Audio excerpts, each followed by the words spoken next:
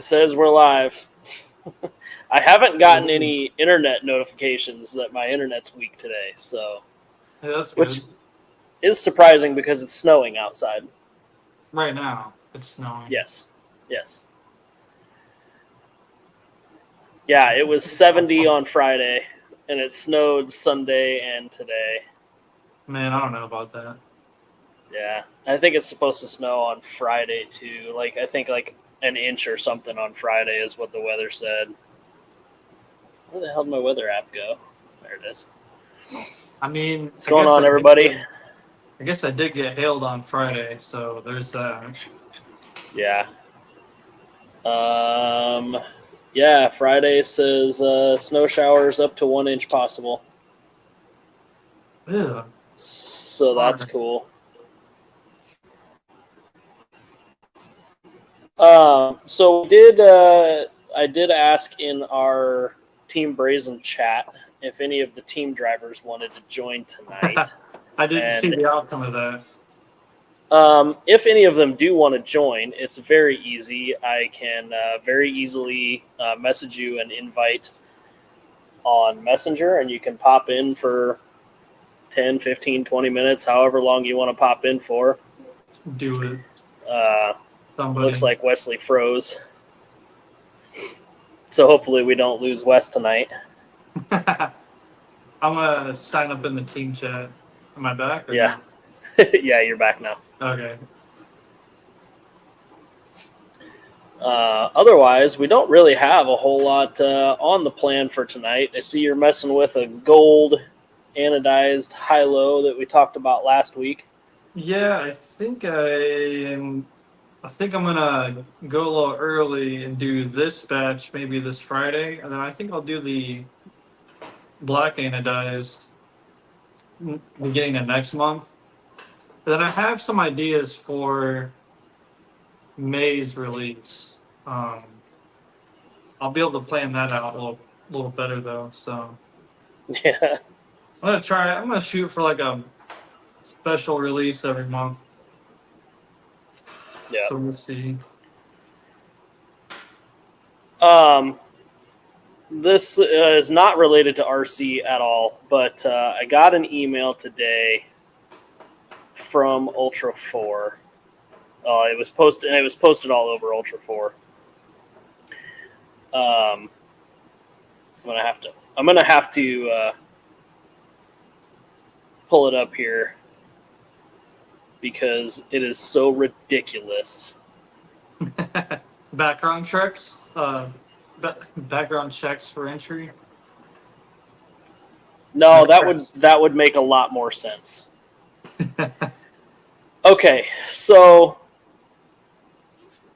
for the points, for national points for the year, right? King of the Hammers is in February, and that's the first race of the year. And then throughout the rest of the year, you have all your other races, and then Nationals is at the end of the year, October, November, whatever it is. They have decided now, and I'm going to read this verbatim for you. Did your KOH finish not go as planned? Don't let it deter you from battling it out this season for the 2024 National Championship. Starting this season, you will be able to choose your points from this year's King of the Hammers or King of the Hammers 2025 to be used in determining the national championship. We will be crowning the national champions at King of the Hammers 2025. You just pick and choose? What? We're going to use races from next year in this year's points? From last year? How does that make any sense at all? What are we doing? I don't think they know.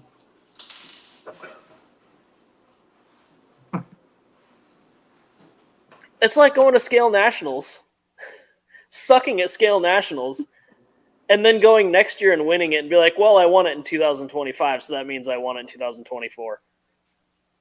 No, it means you lost in 2024. I don't understand. I'm a fan. I like it.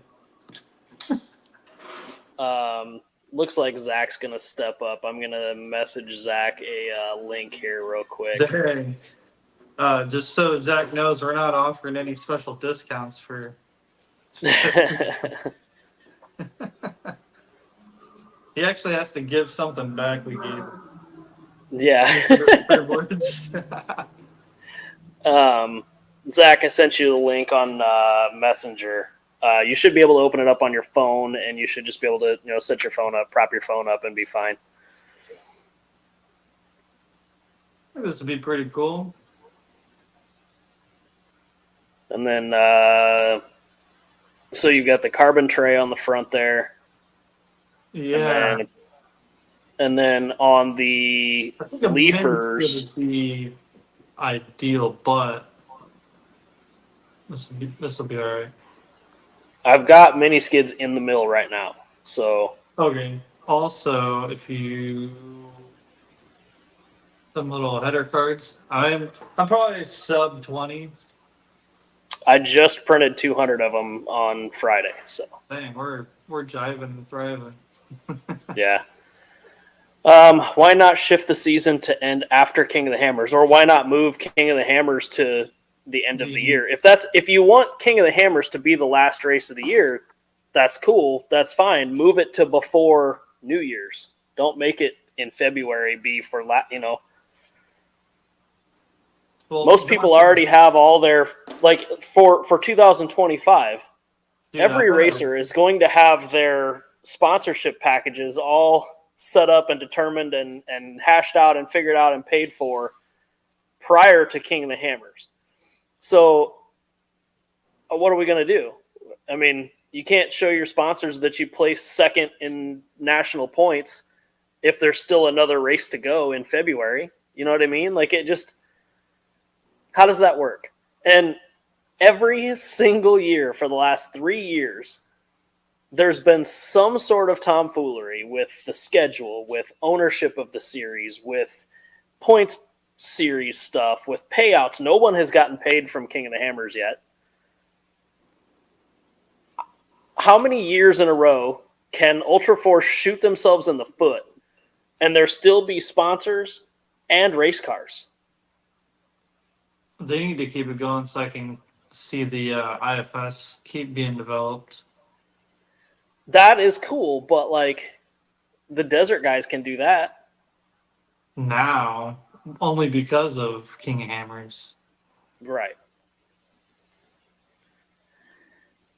I don't know, man. It seems like a bunch of foolery that I don't want to deal with anymore.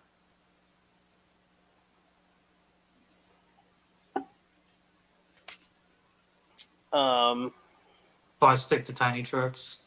Yeah, there's plenty of drama in tiny trucks, but We're not talking millions. right? We're talking thousands, worst case. I mean, Yeah. unless you're selling stuff, then you're maybe it might be in the tens of thousands. Yeah. All right, we got Zach here now. Let's see if we can get him in here. What's going on, buddy? What's up, guys? From the deep south.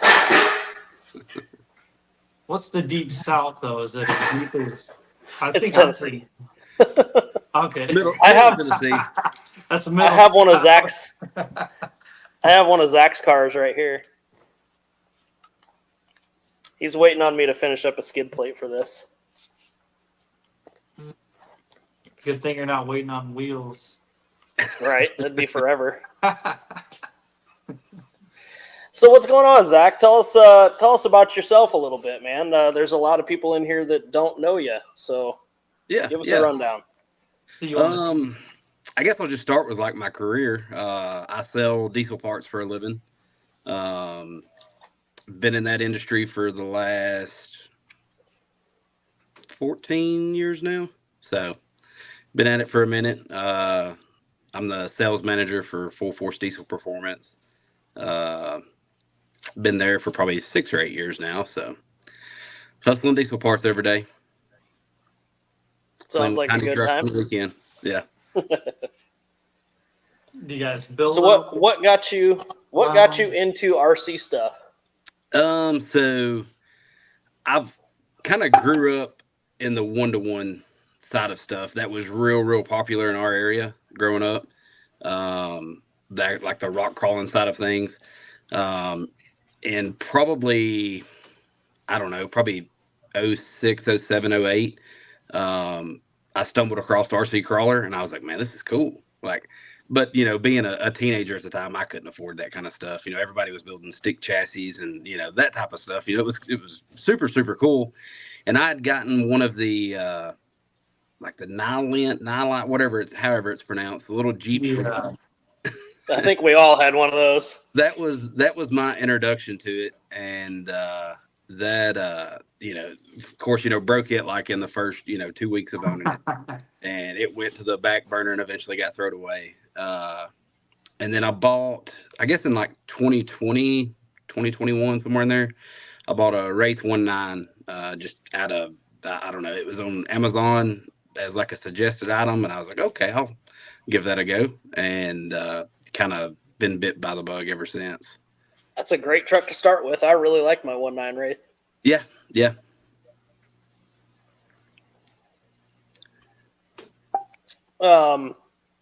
Actually just found I was at my parents' house like last fall.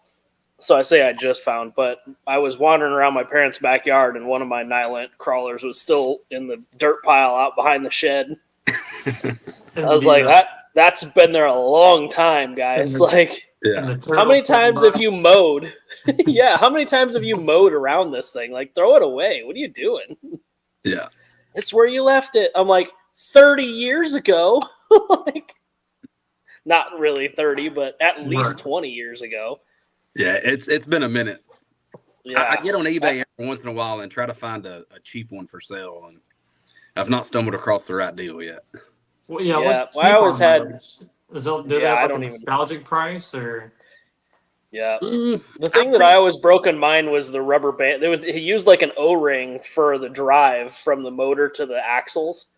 Yeah. And that O-ring would always break. It was always the front one too, would always break. So I'd have to tear the axle apart and put some random O-ring in it or whatever. Did you have like the probably the 6th, 7th scale one, or did you have the smaller one? I had the big ones. Yeah, that's what I had. I always had an Yeah. issue with just the dog bone shafts in the front there. Yeah. Yeah. Those were good times. Yeah. Times were definitely simpler then. Yeah. How many degrees of steering did those have? Like 6. Yeah. Yeah, and you charge the battery for 6 hours to play with it for 6 minutes. Yeah. Yeah. That happened a lot. Yeah. I'm so glad battery tech is slightly better now. Yeah. Speaking of batteries and old school batteries, did you see Knight Customs post that he made replica? He 3D printed and put stickers on to make a replica 6-cell like matched pack style battery to display in vintage RC cars. It looks really, really, really accurate. It'd be kind of cool. I saw that this morning. It was really cool. See if I can find it on my phone real quick.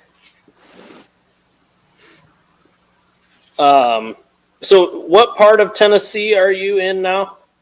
I am in Woodbury is the town that I live in. It's just southeast of Murfreesboro. Okay. How many that looks pretty good. Yeah, like it's hard to tell the difference. I mean, the colors are different between the real one and the one he 3D printed, but Yeah, that's not bad. like to display in an RC car that you don't want a battery sitting in, like it'd fool me for a minute, that's for sure. It'd be enough. Yeah, I mean, So are there any what's the news or any news on Tennessee, like Tennessee State Championship? Did that series kind of go away, or do you guys still do that, or do you know anything about it? Or Yeah, so we do. We actually had the Tennessee State Championship last November, like the 1st of November. of last year. And then it's basically just kind of a, just a end of year comp. I shouldn't say that we really have a series that we follow. We've kind of started like a winter series this year. We've had 3 comps so far, but a lot of the like decent comp spots that we have is near water, and, being 20, 30, 40 degrees outside right beside a ginormous river is not fun at all. And especially, the water's up too, throughout the winter and through this time of year. So Yeah. takes away some of the crawling spots. Yeah, I do.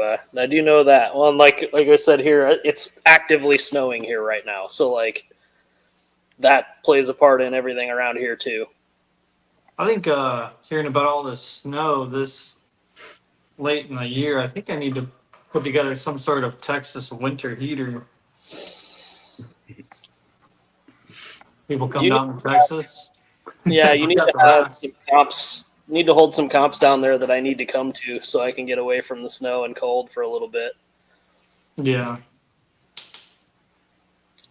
Yeah, I Was wonder those- if that would gain some traction. Right. Was those pictures you posted the other day in the group chat, was that in Texas, Wes? Yeah, it's about 2 hours away from here. It's Mason, Texas.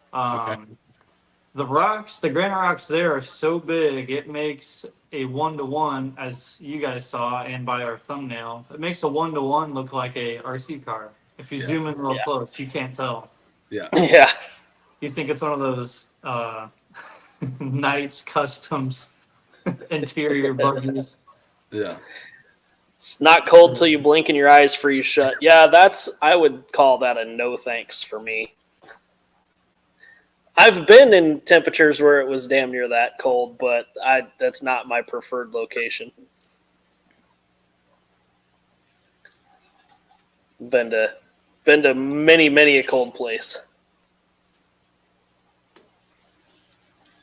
The chat's popping. Yeah, I've got a lot of guys in here. Tim Weiss, Jason May, Toby. How's it going, everybody? Hibner's in here too. What's the matter, Josh? Are you too nervous? Yeah. He got no filter. He's No, worried yeah, about it's the because- filter situation. It's because I said he had to behave. So he's like, yeah, I can't do that. I don't know how to do that. So I'm out. yeah, Hibby's out. Can't behave. While we don't make much money, we don't really want to get demonetized. Yeah, I'm not missing out on $1.27 tonight. Yeah. Well, just channel strikes are a whole thing. So Yeah, it's Not shadow interested banned in with that. shadow banned Yeah, with dude, I don't- 1,000 subscribers. yeah, I don't know how that would work out, but It's gonna really affect us. no, not really. Um, But as far as RC stuff goes this week, really, I've been working on skid plates. I finished up a batch for another vendor, and I've got pro skids, mini skids, and a skid for a mini that I'm making this week. is that a that's all. pretty skid, or is that kind of a one-off deal? Well, it'll fit. It's for the Hitman chassis for the. Is it a hamburger or a slider trans, whatever it is, and a 380 motor? Is it a hamburger? I think it's Slider. a hamburger trans. Is it a slider? Yeah. Okay. I thought that's the smaller one, the slider. But basically the way they had it set up was they had a 3D printed plastic skid, and then they had another plastic plate. They had the trans mounted to this plastic plate, and then they had the plate bolted to the skid plate. But when they did that, they had to space it to get things to fit right where they wanted the trans to be, Mhm. and it just wasn't right. It kind of looked like So- a lens, maybe. You could save about 3 millimeters, 4 millimeters of height, which would really correct drive shaft angles, because the drive shaft angles were a little aggressive with the caster that Jason had set up in the front end and the trans angle, the front prop shaft. Jason built it. That's all I needed to know. Well, it wasn't bound up, it wasn't binding, but like it was right on the borderline of something's gonna happen eventually. I'm just kidding, Jason. You have to build strong trucks to put up with your driving. So whatever someone gets from Jason May, that thing's nuke proof.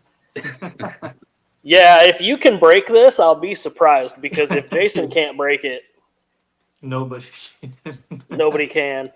But you know, these little 280 size revolver motors are so cute, but they have so much power in this tiny little motor. I bet you. You do So some I've got a 380. This is a 280 size, and I've got a 380 that I had in my 18 scale Capra. I'm almost fully convinced you could really run a Lexan Class 2 truck on a 380 revolver. Like you could like Crawlapalooza rules Class 2, Sorka Light maybe Class 2 rules, like a lightweight Class 2 truck with a Lexan body, you could probably get away with that little 380 revolver. When I was trying to hodgepodge the jelly bean together, Jonathan, one of the local dudes here, he had a cheap 380 ESC motor combo he had laying around. I put it down on that. I made a little adapter plate, fitted in that two-low trans, and it would go fine. But I only run 3S, so I wasn't spinning it out on 4S. So Yeah, I could wasn't putting too see much weight in throwing some RPM at it with 4S. It might come apart. it. But it was all right. I think you might be onto something. If you can save some weight, I don't know if weight's that big of a deal. If you're running, Yeah, if it's comp only and you're only running it, 20, 30 minutes a go, I don't know. yeah. You're only running it 6 minutes at a time at worst. So when are the SCX 24 parts coming? I don't know. When are they coming? I don't know. Like I said, We just gotta I've built- force your hand like the front line. I'm gonna create a page posting up a mini high-low. you're gonna release it in a minute. I think the biggest issue that I have with this is the custom links. I don't. Your vendor for 24 links. That's the thing. I don't have the time or the manpower here in my shop currently to do more stuff.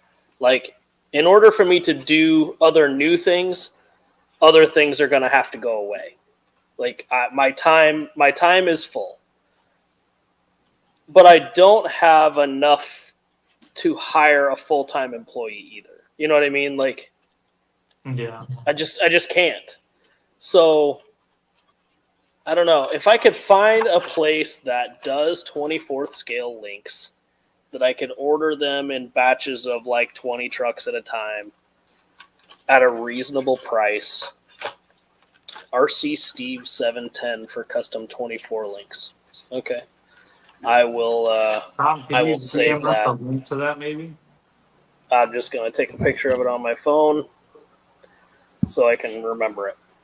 Take a picture, it'll last longer. Yeah.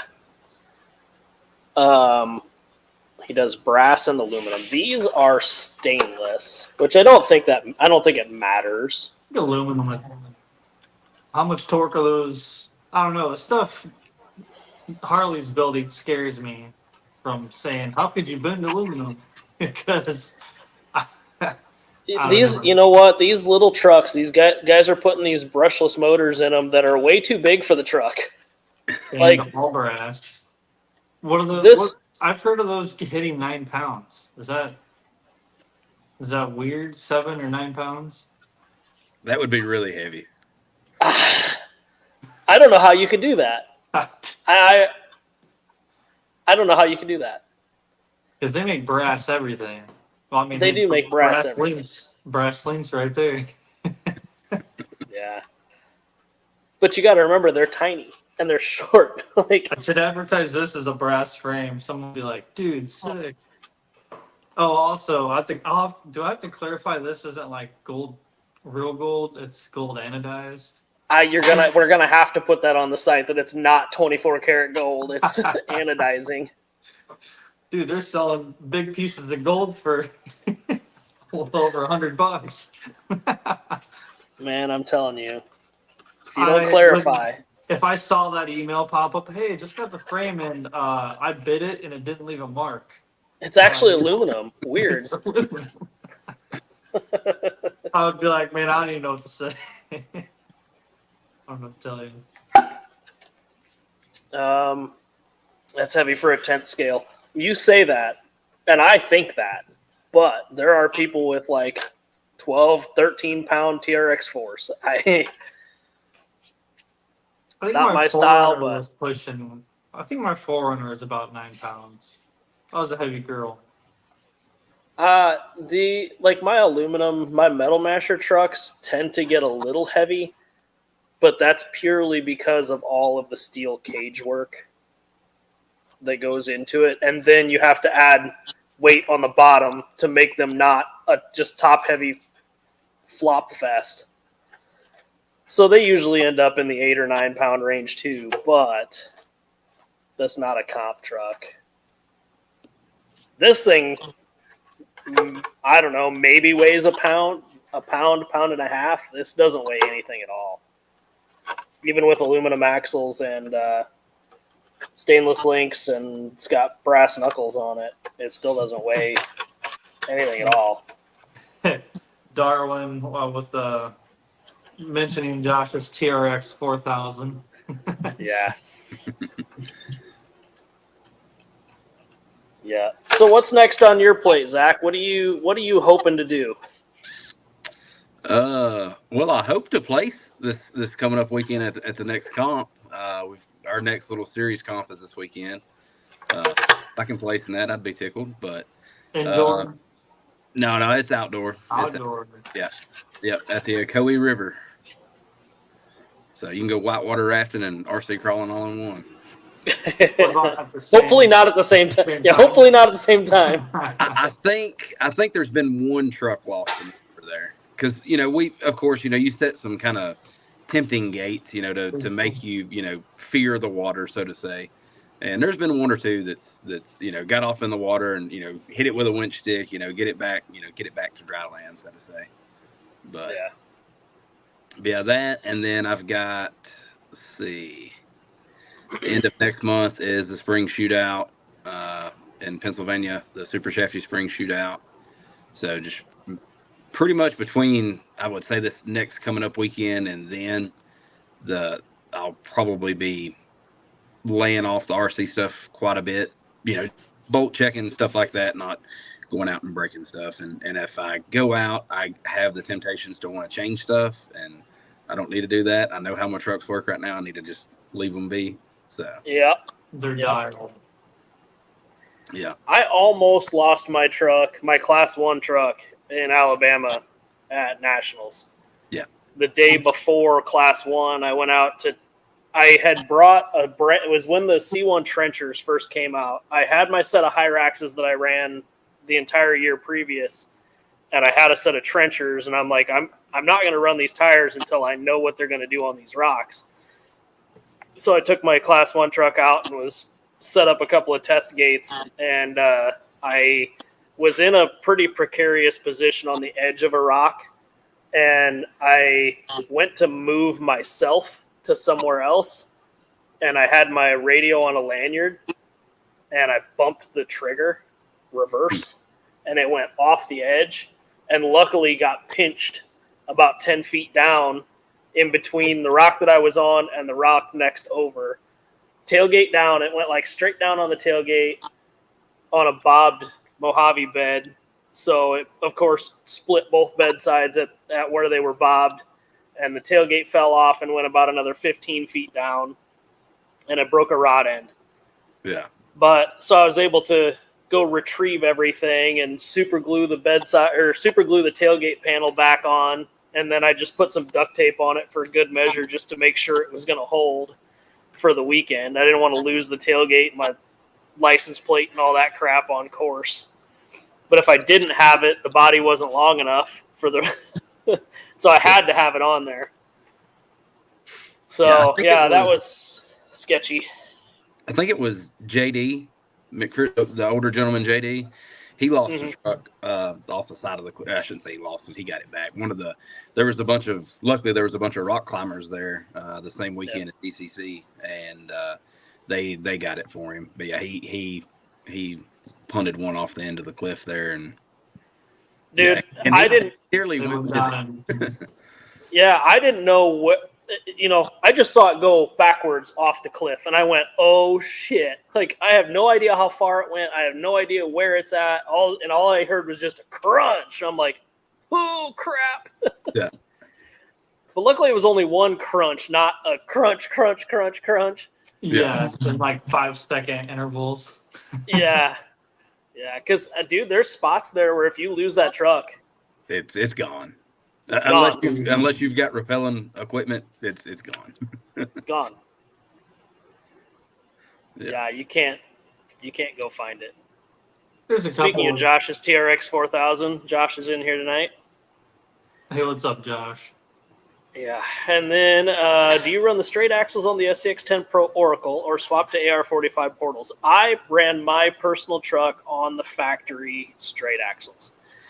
However, now with the Pro Portal kit, I probably would have swapped to those.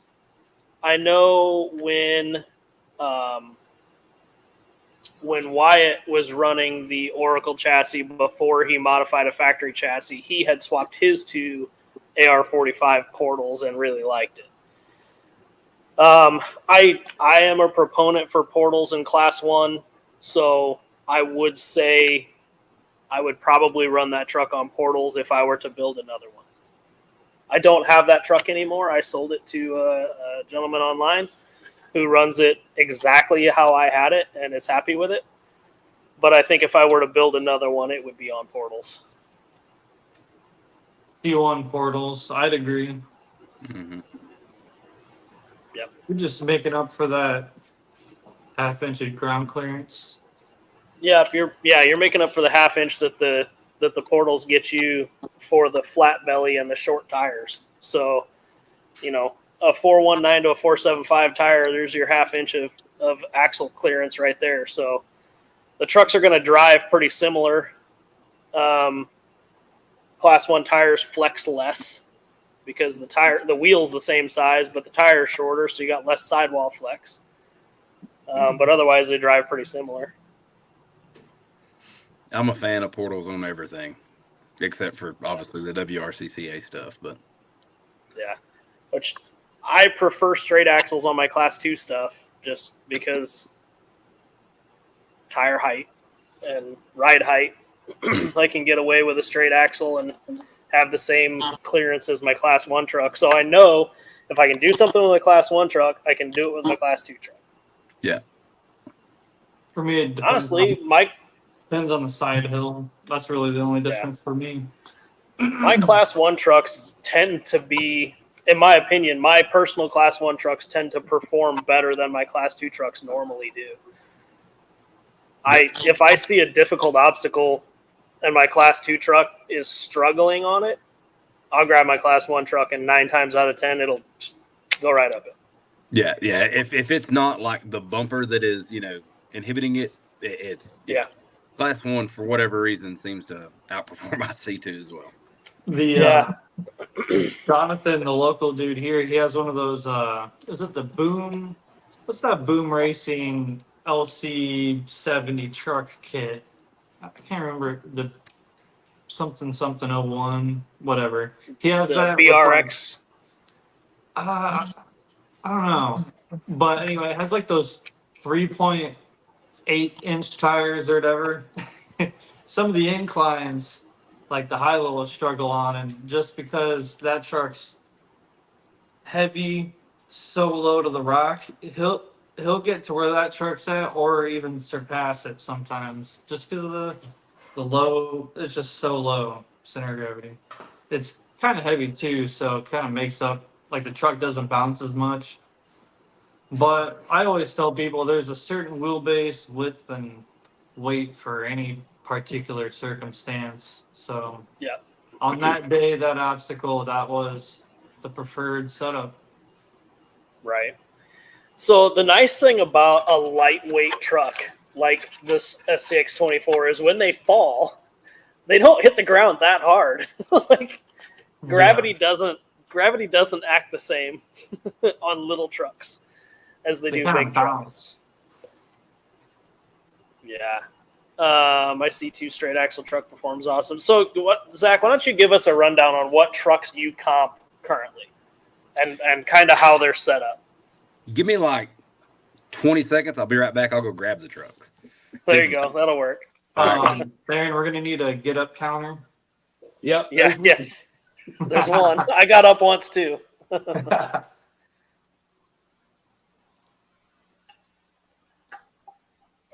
Yeah, BRX. That's what it is. BRX 01. Yeah. That's what I thought it was, but I wasn't sure. Yeah, that truck, man, it was pretty cool. I think he almost got the one that had like the roll down windows. It was pretty neat. I think that's too much jerking around for me, but they're that's a cool. lot. That's a lot.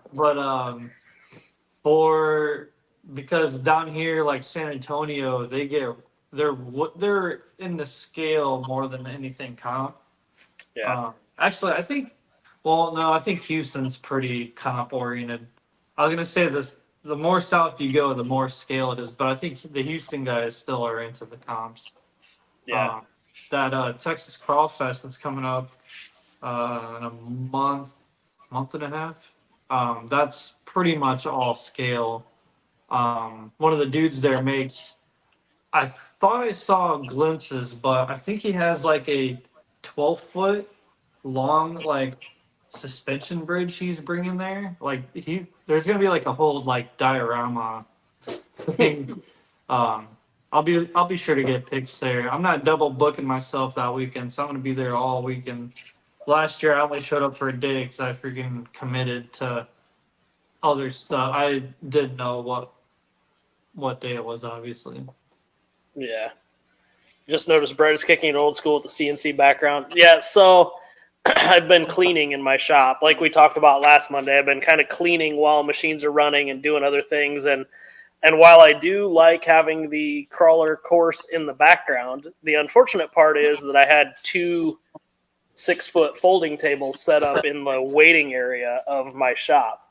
And like, I'm lazy. So like the first couple of weeks, as soon as the stream was done, I'd tear the tables down and put the cameras away and all that stuff. And then I'd find myself getting them back out 3 or 4 days later.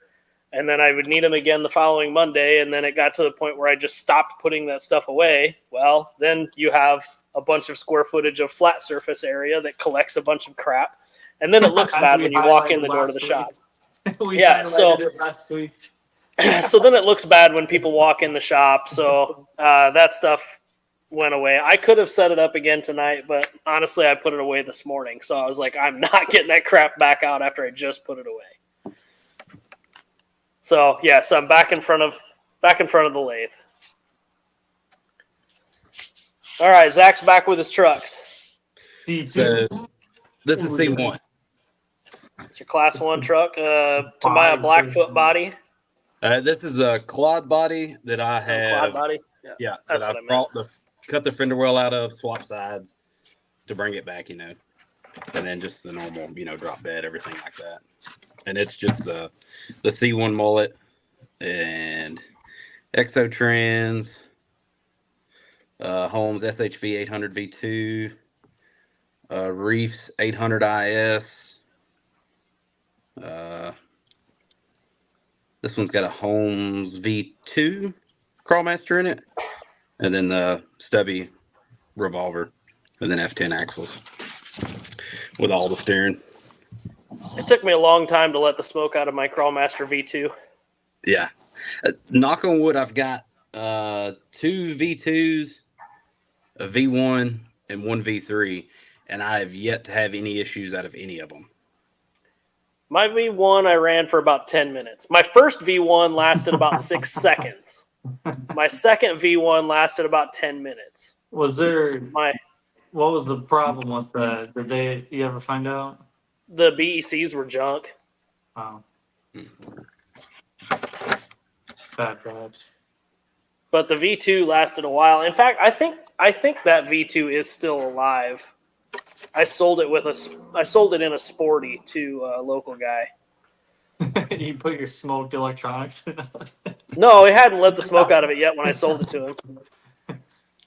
In fact, I sold it to him at Nationals. He was either ECC or Nationals. I don't remember which, but he was driving it. I knew he wanted one, and I knew I could sell it to him if I made him drive it. So I was like, here's a battery. Go drive this. So he knew it operated when he purchased it. Now you got your Class 2. Yeah. Have either of y'all ever tried the alt foams? I know we've had a lot of discussions on foams in the past, but Me and Brown with the synchronized head shaking. Jason installed a set at Crawlapalooza last year. I've seen them, and so I run closed cell foams in side by side tires, and they're basically made of the same material as the alt foams are. mm-hmm. And I've thought about trying to get a set made, but then the alt foams came out. I haven't tried them, but it's on my list of things that I want to mess with, but I just haven't done it. Yeah. Yeah, I just went to them in all three of my trucks, and so far I really like them better than the dual stage CI foams. Yeah, I always had an issue with the outer foam just kind of moving on the inner foam with a a normal dual stage, whether it was Proline, CI. The comp cut CIs didn't seem to do it as bad, but these side hill way better than the CIs, in my opinion. There's still a touch of bounce to them, kind of like what you get with like a 3D printed insert, but nowhere near as bad. So do you think what I've always done with my CI foams is I always glue the outer foam to the inner foam. Every single set of tires I've built with CI foams, I pull the outer off. I've got a can of spray adhesive, and I just spray adhesive the inner foam, and then I slip the outer back over it. Yeah. Do you think that the alt foam would still be better, in your opinion, than that? Or if you went with a smaller diameter alt foam and glued a foam outer, could you get rid of the bounce? Yes. I think that would be, which, I mean, and then at that point, I mean, you're kind of just, you're making a dual stage. I don't know. I think if I would have glued, because I tried gluing a set and I didn't know any better. This is, again, whenever I was first getting into this stuff.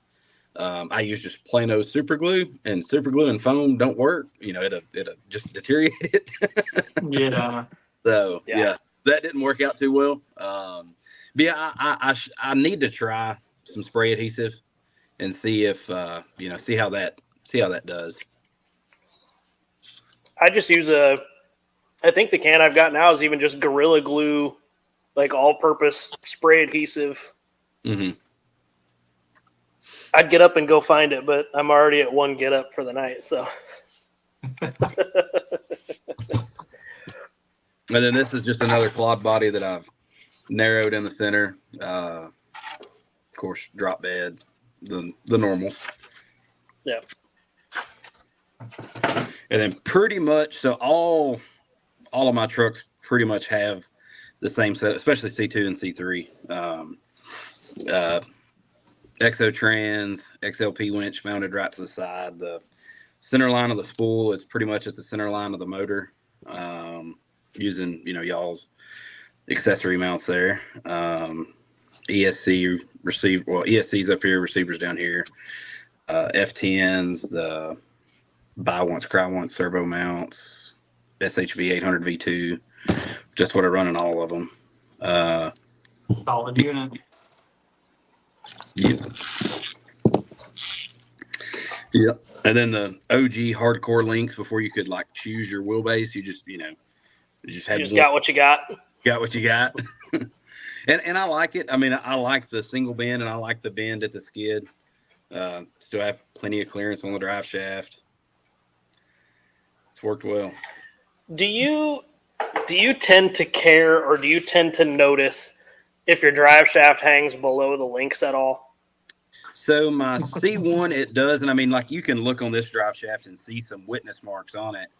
But I don't want it like hanging severely below. Like I wouldn't want to run my links the opposite direction and have, my drive shaft sticking that far down below the links. Just and one, I've never really tested it in the RC world, but in the 1-to-1 world, that's a horrible idea. Even if you've got a drive shaft that can withstand the denting, it's going to walk you around on rocks, and if you're trying to get through it. You're also talking about a 4,000 pound to 7,000 pound Yeah. vehicle compared to a 4-pound RC truck. So, Yeah. you're not going to damage an RC drive shaft. I don't believe that hanging a drive shaft below the links could potentially damage it. The only drawback that I could see is that there could be a potential that there might be a rock in between a gate that your drive shaft hits, and you might walk the truck sideways. That potential is there. But dude, that's a 1 in 100,000 type of thing. Like, Oh, for sure. Toby asked a question, and he said a few weeks ago when TGH was on, you talked a little bit about anti-squat and showed your truck and how it didn't move when you held the tires. Could you explain that a little deeper? He did it with a few of his trucks, some the rear raised and some didn't. So depending on where your links are mounted on the chassis side, on the rear upper links, when you grab the tires and you roll the truck, sometimes the truck will squat or raise up. And that just shows you your squat or anti-squat. My C1 doesn't. If you twist the rear tire backwards hard, you can see the front raise up. But dude, I'm putting so much power into the back of that thing trying to roll it. There's actually, so I've been following along. If you get on the Axial Capra page on Facebook, there's a gentleman who is making YouTube videos, and he's going through describing squat, anti-squat, anti-dive, roll center, all this stuff. And a lot of what this guy says makes a lot of sense. You can tell this guy has spent a lot of time in engineering. And I would say that probably I probably agree with 90% of what this guy is saying. But some of it doesn't translate in scale, right? Finding center of gravity. So your center of gravity affects your squat, anti-squat measurements. It affects your roll center. In fact, it affects everything. Your center of gravity does. So we can calculate this on flat ground all we want, right? And we can set it up on flat ground all we want. But when is your crawler in a comp setting on flat ground? It's really not. So you raise that truck up on a 40-degree angle, your instant center's different. Harley did do a good center of gravity video. But you can't change these things on course, right? And if you built your truck based on a 40-degree incline, see, your truck moves a lot on that truck. That's what I'm talking about, Toby. If you grab it and try to rotate the tires backwards, that truck stands up. So that's in your link adjustments. Yeah, that's like pushing on the center of the axles, Yeah. or the tires, kind of rolling them both, these back, the front's rearward and the back one's forward. But, if I'm rolling backwards on the rear tires, it takes a lot to get the front end to ever try to pick up. Yeah. But anyway, if you built if you calculated all your measurements and you built a truck at a 40-degree angle, it's not going to work on flat ground. It's not going to work on a downhill. Like you have to calculate the stuff on flat ground, but it doesn't translate to the way we normally drive them. So it's all kind of guesstimation, and it's all what you want as a driver. That's why there's so many chassis on the market, and that's why there's so many opinions on which one works best for who. But it realistically is all how you set the truck up. It's the parts you choose to build the truck with, and how you set it up, and how you want it to drive. I could run a perfect course with my truck and hand it to somebody and then just completely botch it, or the other way around. Mhm. But it's just because you don't like how the truck drives, or you're not anticipating how the truck should drive, or whatever. I've always had this little percentage. I usually tell people 50% of the truck's capability is going to be tires. So figure out what your area needs. Maybe 30% in chassis suspension, and then the other 20% is placement of all your electronics. If you can master all that stuff, but I think tires is pretty much most of the truck's capability. Everything else is fine tuning. Yep. And drive time. That's the biggest thing that's helped me more than anything is just drive it. Then you If get you those run sprint overdrive and zones have that you equal drive traction, the the bench day. rotation tire test doesn't work because you actually have nearly opposite forces in reality. Yeah, but you can still see it. You can still see it happen. I don't know. Not that doing that test matters at all. Like it doesn't make any difference what the truck does on the bench. It matters what it does on course, and it matters whether you know what it's going to do on course or not. Like there's obstacles you can, like walking the course before you run. There's obstacles where you can look at it and go, "Yeah, my truck's not going to do that." Like, or that's no big deal. Or you watch somebody run it and you're like, "Oh, that's a terrible line. My truck will walk right up over here." Mhm. You know. So, drive time, like you said, that's in my opinion. Drive time is. You got tire choice and drive time.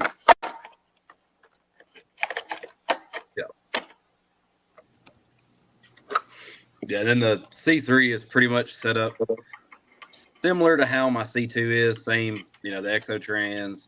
This one's got a Team Spec revolver in it. The OG Crawlmaster V1, XLP, and Capras with brass in the front, aluminum in the rear. And that's it. And of course, the 23 hollow. Yep. Yeah, that's what my C2 and my C3 both is a 23 hollow. And the same, original, get what you get, hardcore links. Yeah. And all of my trucks are relatively shorter wheelbases. Like my C2, I think is just shy of like 12 and a quarter. Comparative to all the other guys running C2 around here, theirs is usually I was 12 and 3/4. I was talking to Ryland, and he was saying he's trying to build a truck. Ryland, or is it Six? He said they were trying to build a truck, and they're like, "Yeah, the ideal truck for this place we're going to is about 13 to 14 inches." I was like, "These wheelbases are getting wild, man." Yeah. And I have to have like a Hawaiian extension, like a 4-inch extension on the back of these frames. Yeah. Josh, I would like to see. I've wanted to do a video saying nobody fully understands suspension geometry, and if they say they do, they're even more wrong. That's 100% accurate. Josh, I would like to see your opinion. I'm going to paste a link in the comments here. You'll probably have to just copy and paste it. I don't know how to. I start it, but I don't know if that does anything.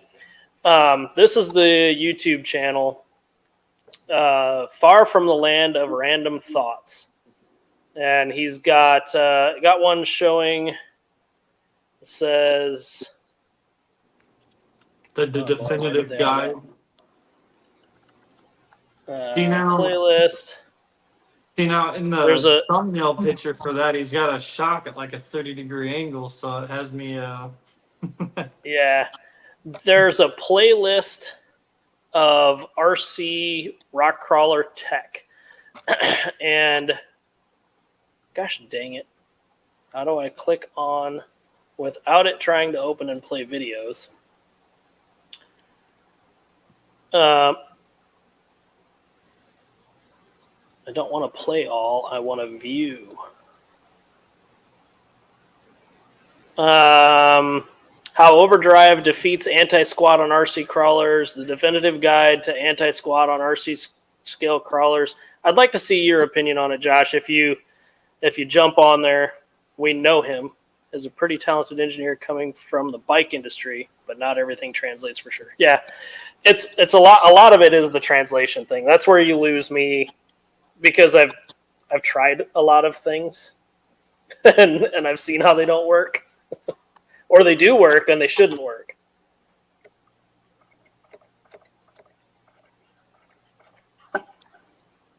Anyway, so your C3 and C2 are pretty similar other than four-wheel steer difference? Yep. Yeah. C3 is just a little bit longer. It's got some the J-toe rod in, well, the RPM version of the J-toe rod ends to stretch it out just a wee bit more. But yeah, otherwise pretty similar trucks minus the rear steer. And these are the newer 5 1/4 Tusk that I cut and shut down to like a 4.9/5 inch, somewhere in there. Interesting. So you were probably one of the 475 tire guys in Class 3 also. No, so I mean, literally last year was the first time that I had, competed. I started last February. So at ECC, by the time ECC rode around, I had a Class 3 built.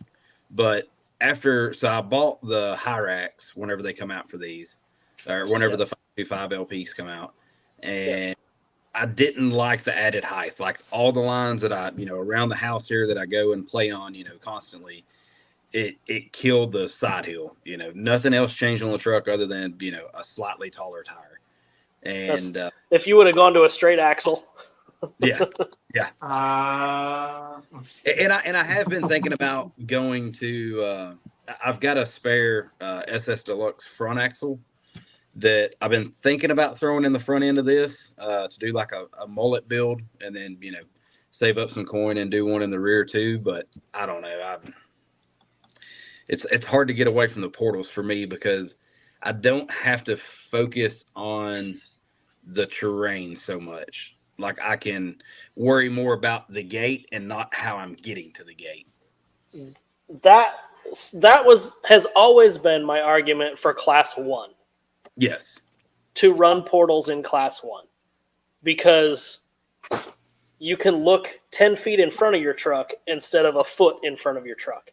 Mm-hmm. You can plan your route better from gate to gate so you can get there faster, so you can waste more time trying not to hit the gate and have the same time outcome at the end, right? Or, if you're just a rocket ship, just go. But you don't have to worry about the little nuisance crap. You worry about the rocks, not the pebbles. And every second counts. Right. So that was always my argument for Class 1, running portals in Class 1. Class 2, because of the tire height difference, running straight axles, that's how I just drive the truck anyway. Yeah. And I think, again, it all comes back to terrain. Like around here locally, there's not a ton of just, great big long side hills. It's if there is a side hill, it's just kind of, you're going up on it just to pass through a gate and you're done. It's not like you're having to drive, 10 foot around the side of a cliff or nothing. So I guess for me, if I had, if I was like out west where there was a lot more kind of sweeping, rolling, ledges and stuff, yeah, I could see me wanting to change up some. But for around here, like just the jagged rocks that we have, I like the portals better, I think. Build to your area or your terrain. Yeah. Yep.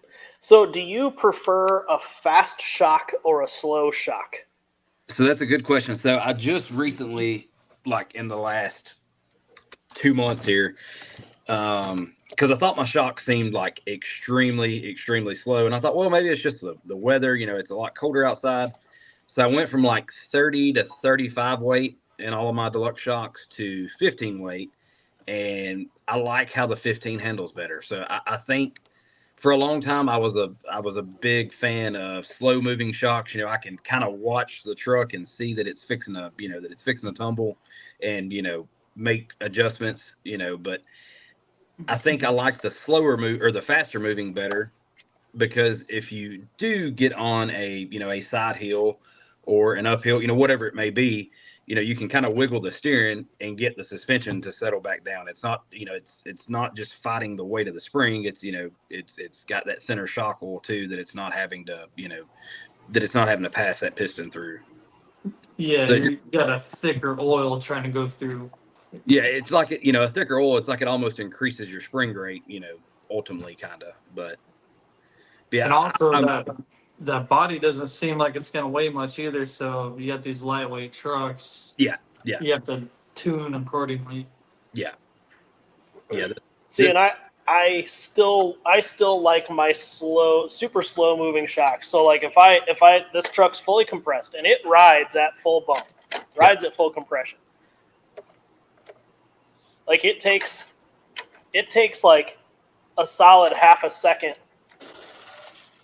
to go. Yeah, mine won't do that. Like, Yeah.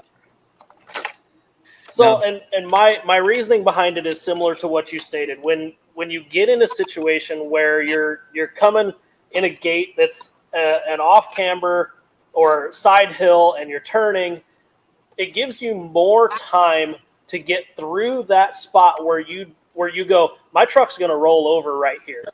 It gives you more time to get through that spot before the shock fully unloads, before it sends that body over the edge of whatever you're trying to not go over. But when you're bouncing through, like trying to get from gate to gate fast, at Crawlapalooza, I rolled this Class 1 truck on flat ass ground. Like I hit one little bump and the truck just went whoop, straight to the roof. Like I don't even know what I hit. It just went straight to the roof because it rides at full bump, so there's no spring and the shocks are slow. So by the time that thing reacted, it was on its roof. Yeah. So it probably would have benefited me to have a faster shock or more spring in that scenario, but it would have changed the way the truck drives. And this truck has been built for 2.5 years now, and it hasn't changed in 2.5 years. So I know exactly what this truck's going to do, except that 1 second where it just went to the roof. Yeah, and so like on my Class 2 and my Class 3, I'm still kind of experimenting. So it's like, this is my Class 1.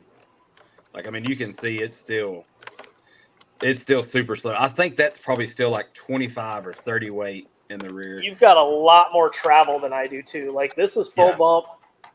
That's full extension. Do you have your 80s? Well, no, yours is just stood up more, I think. They're pretty vertical. They're not vertical, but they're pretty close. You can kind of see mine peeking in there. I mean, mine's Yeah, they're angled quite a bit. Yeah, but also I didn't have to do anything inside of the bed. I was still able to get full bed without poking holes. I mean, mine are they're pretty straight up. Yeah, but like those little tabs, little shock tabs. Yeah, the ones that come with like the mullet chassis. Yeah. I just got a pretty decent batch of those. I think I'll put them up as pairs on the side. Because that's what I've got on my C2 and C3 hollow as well. I don't know. I like them because I can get more angle on the shock and, not increase the ride height so much. Right. With the 23 hollow chassis. They come from RC Buggy Racing, so you're almost always tuning to track. Yeah, track conditions, yeah. Yep, pretty much always. That's any type of racing, man. Off-road racing, on-road racing, you're always tuning shocks. I almost, when I see like a post that's like, what's everyone's setup? I'm like, dude, like with crawlers, you have tires, chassis, what temperatures, what conditions, what terrain. Because now we got, like, used to just, like, man, you'd be running like a 35 turn. Now you can run whatever on 4S. So wheel speed's the limit to clean out maybe some tires that get gummed up easy. Yeah. I mean, So pretty much with this hobby, sky's the limit. Yeah. So Tom brings up an interesting topic here, and he didn't intentionally bring up this topic, but He says, I like a sway bar and full-size trucks. I've been playing with mixing 80 and 96 millimeter rear shocks to mimic the way my full-size reacts. Now, one of the biggest reasons I personally don't run the high-low style or forward skid style trucks is I personally don't like the way they body roll. When you have real long rear links, it makes for a lot of rear travel, unless you run a really short shock.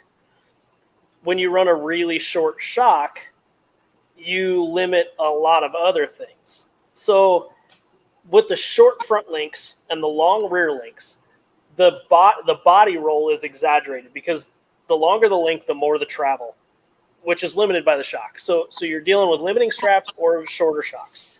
But you're still dealing with a pitch of the body because the percentage difference between your front length and your rear length affects the pitch of the body when the suspension articulates. So when you're dealing with a front skid or a forward skid chassis and a forward cab, the cab on this truck isn't in the middle. It's in the front third almost. So then you're pitching the entirety of the height of the truck over the front corner when you are on a downward side hill. It tends to roll over more.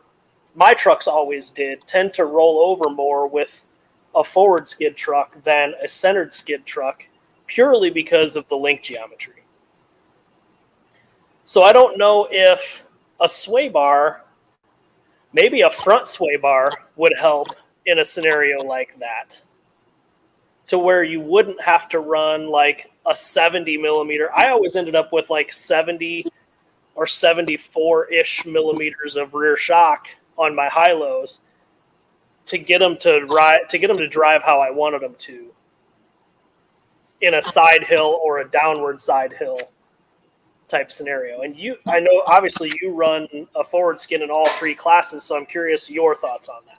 So yeah, definitely a forward skid chassis is less predictable than a center skid. Again, it kind of just comes back to the terrain that you're running. If I was, out west where it's kind of, smooth rolling breakovers, I would run a center skid all day. But again, like here in Tennessee, we've got way more kind of just jagged edge, sharp breakovers, and our downhills are kind of the same way, so it's very seldom is it a smooth, controlled downhill in a turn or whatever. It's usually just you're dropping off a 90-degree breakover. So how much control can you really have there, So that's kind of and with the way that the new rules are, that there has to be a tire from each axle on the ground and everything. We've kind of went from setting gates like at the edge of a drop to the bottom of a drop. And I don't know, I guess it's just all in kind of what you get used to. I kind of like that I can get my front tires off of something and the skid kind of stops me, and then I can kind of wiggle and work the throttle a little, and it just, gradually slide on down. But I agree with you 100%. A center skid is far more predictable than a forward skid is. But I think in the comps around here, and even like at Super Shafty last year, I think I got 6 overall in C1 at Super Shafty Fall Crawl last year. And I think a lot of that attributed to having a more forward skid on some of the sharper breakover climbs. But it's all in what you get used to. It just kind of goes back to drive it. My thoughts on this original design was your front axle's doing pretty much, I don't know the percentage, maybe 70 to 80% of the work, and the rear axle is just kind of assisting. So if you can, in my train of thought, if you can guide the front axle through whatever, the rear axle will it's always been the trailing axle. So I'll put my weight on the front axle and then try and have everything almost like a swoop, almost like it's in like a wind tunnel, basically. Just Mhm. in my, I don't know. So, for perspective here, so one of the things that I personally prefer is a short vertical rise chassis, like the C1 Pro. The height difference between the rear bumper height, because the high-low you can't measure off the front bumper height because it's drastically higher. But if you go rear bumper height to skid height, that height difference between the high-low and the C1 Pro is probably an inch or better difference in vertical rise. Again, this specific Class 1 truck has been assembled and on the rocks for probably 2 years now. I think I built this truck 2021, like late 2021, October of 21. And this skid plate and sliders have been on it since day one. These sliders were prototype 3D printed in-house. And if you look at the scratches on the skid, there's virtually none. And then this VRD carbon that is, virtually new. When did this truck come out? November? Yeah. October, November. Has much less time on it. And it's beat. And it's got some rash. Yeah. I personally would prefer the belly never touch the ground. Yeah. Where you said you want it to hit the ground to give you a second to collect your thoughts and see where the front of the truck's going, so you can modify it from there. If I need to, yeah. But if you have your weight biased differently, to where, let's say you were running more of a 60-40 setup, I would venture to guess you're more in the 75% on the nose. This one is actually, so there's no brass in the front of this one other than just the tubes and the F10s. And it's dead on the nose 60-40. Okay. So you're probably running a similar weight distribution as I am. And you're probably running a similar overdrive as I am. I'm right in the 30-ish percent. You might be able to touch over that. 41, 42, somewhere in there. Yeah. So you're dragging the rear end a little more than I am on a downhill. So you're catching the skid and then dragging the rear tires over. Yeah. Where I'm lining up at the top and going, here we go. Yeah. Hope for the best. Yeah. Yeah. Harley says, what are the ultimate best cheap free trucks you can get? Like to have fun with your buddies, like to beat around with? Dude, you can find Duratrax Evader ST short course trucks for dirt, $25-$30 for a Duratrax Evader on Marketplace. You get like 5 buddies with Evaders and just beat the tar out of them on a backyard hillbilly track. You can't have a whole lot more fun than that, if I'm honest. Crawler wise, I don't know, man. If you are in the garage drinking beer with your buddies, it's kind of hard to beat a 24 scale. You take a couple of pallets and build yourself a little indoor crawler course with dirt and rocks, and for $100, your buddies can all go buy one and you drink beer and hang out in the garage. You crush the cans and then crawl them. Yeah. 10 scale, man, I think that Red Cat they came out with is, what was it, $299 or cheaper? The Red Cat Ascent, the new one? Yeah. Yep. I mean, but would you rather have a brand new Red Cat Ascent or a used 10.2? Man, I don't. Because you can buy them for the same price. I think I'd say a 10.2 just because I know I can get parts and I know I can modify the steering. Okay, but so you can get a brand new Red Cat Ascent or an Integeed out 10.2 on Marketplace. No. I'll do the Red Cat. That you have to replace a bunch of shit on. So that's the thing, man. You need the crawler facts. You got to know. Yeah, you need the crawler facts. Depends on how beat the 10.2 is. Yeah. I've bought used trucks up in Indiana. Pull the axles. Oh, wait, brown grease? Oh, no, that's mud. Never mind. There's mud in this axle. Yeah. So you got to know. you gotta know who buy from a buddy who's about to have a kid. Right. A I good keep a friend record is- for yeah. I keep a record for tuning shocks and tires and temps for different areas that I comp at. Obviously can't afford everything, but you tend to figure out what works best before you go. I don't keep that much of a record, but I do know, I tend to go to the same areas. I go to Alabama, I go to Oklahoma, I go to, Badlands for Axial Fest, and different tires definitely work better in different locations. So that knowledge I keep, but shock tuning, I don't typically piss with my shocks. Well, check it out. You got Scale Nats, what was that, 22? And then you got RMRC last year. T-shirts one day, snowing the next. I mean, Well, Nationals was like that in Alabama too. It was freaking That's cold and snowing until the last day. yeah. So, I mean, you're going to change. I mean, you could change out oil in between days, I guess, but Well, but at Nationals, not. I carried my Class 2 truck over to the first course and plugged it in. It went up in smoke. I went, oh, cool. Ran back to the pits, grabbed my Class 1 truck, threw the Class 2 tires and body on it, and ran it all day. Because I build my Class 1 and 2 trucks exactly the same. They were both C1 Pros.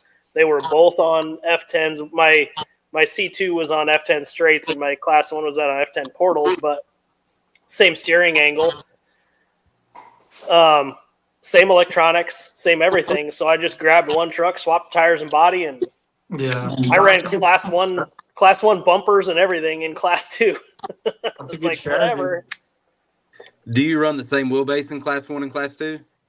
I run about a 11.8 in Class 1, and I was running 12.3 in Class 2, but I didn't have an option. My option was either tear all the electronics out of both trucks or just grab that truck.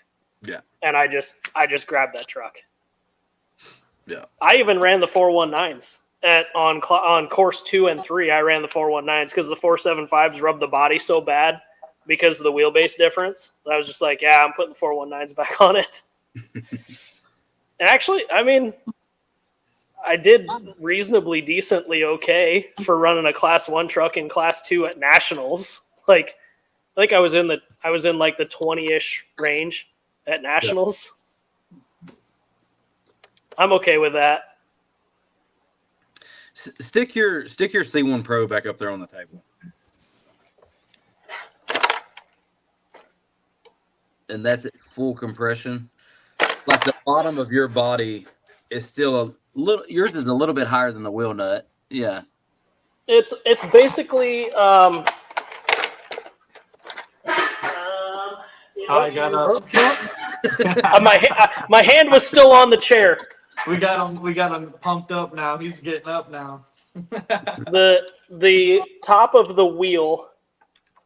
The top of the wheel is like right there. I'm like a quarter inch. Mm-hmm. The rocker of the body is like a quarter inch below the top of the beadlock ring at full compression. Yeah. So while you two have your rigs up, one thing. So back onto the link geometry. I was on all those like buggies I was running into. Every one of those had the rear link either at a 0 degree or tilted down towards the skid plate. Yes. I think that's because I've always been parallel up until recently. Now I run my rear links not parallel. All of them kind of centering out towards the skid plate or the front wheel nut. Yeah. My rear uppers, it's hard to see them because they're right behind the chassis, but they're damn near parallel. They maybe go downhill towards the skid just a little bit. Because I was seeing, I think I'll put up a link to a link video I was seeing. Again, this is 1-to-1 tech, but it is a crawler, so same physics.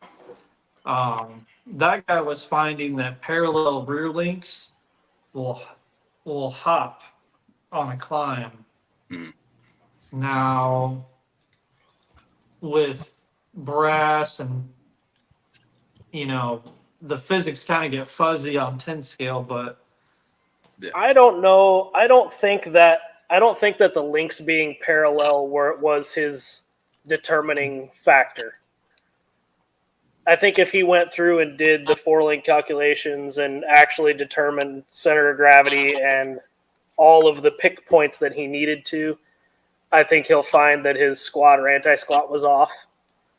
but The he length on the his length buggy, ratio. he's got vertical risers, and then he was just messing around with each riser on the buggy, and then he noticed the popping was gone.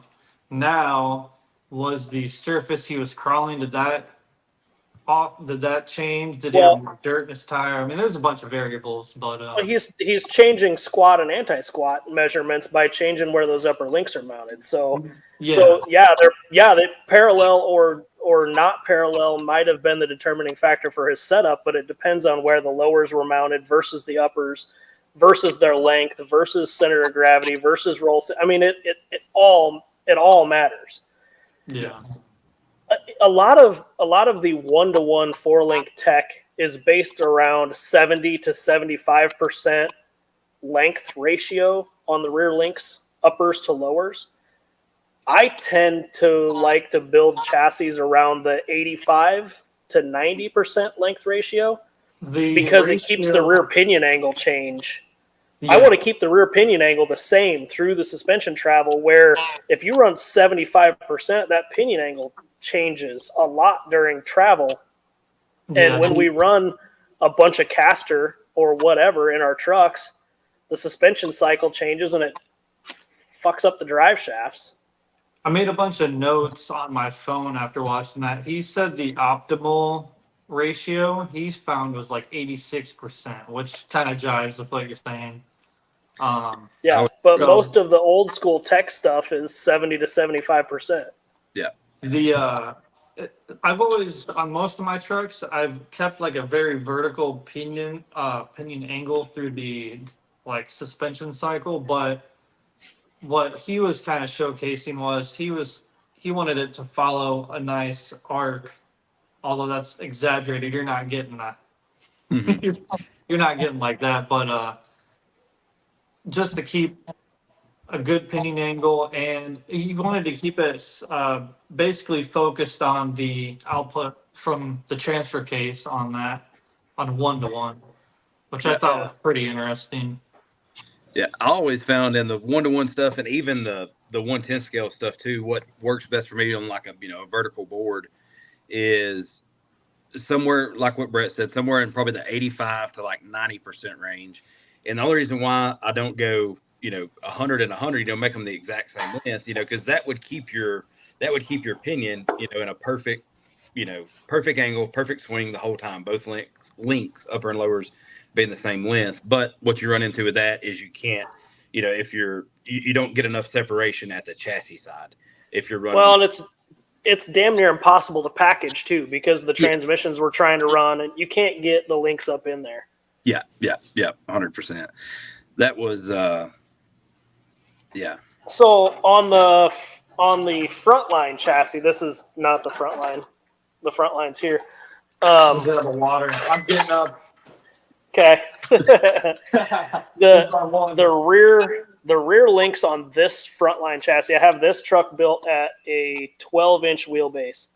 The lowers are 140 and the uppers are 130. Mm-hmm. So they're real close in length to each other. And the drive shaft is right at the links. Zach, here. You can't hardly hide that drive shaft any better than that. Yeah. I mean, it's right on those links. Yeah. But the pinion angle doesn't change at all during suspension cycle. I mean, in reality, it does change just minutely, but yeah. This one changes a few degrees. I mean, I've got it on the middle-ish hole on the C1 mullet, and it changes a few So- degrees, but I just, I don't want it raising the length up and, ultimately making them shorter and everything. It changes the pinion angle so much. And with a straight axle rear, it's not that horrible. You're not really hurting yourself all that much. But with a portal, I mean, you've got a 1/2 inch drop back here. And if you, increase that a couple of degrees, I mean, you're changing You're changing the wheelbase. lot. Yep. So if you were to take that rear upper link and Mhm. move it to the top rearward hole and do that same suspension compression, you'll see that drive shaft, the pinion angle It'll sweep wave at you. is drastic. Yeah. Yeah.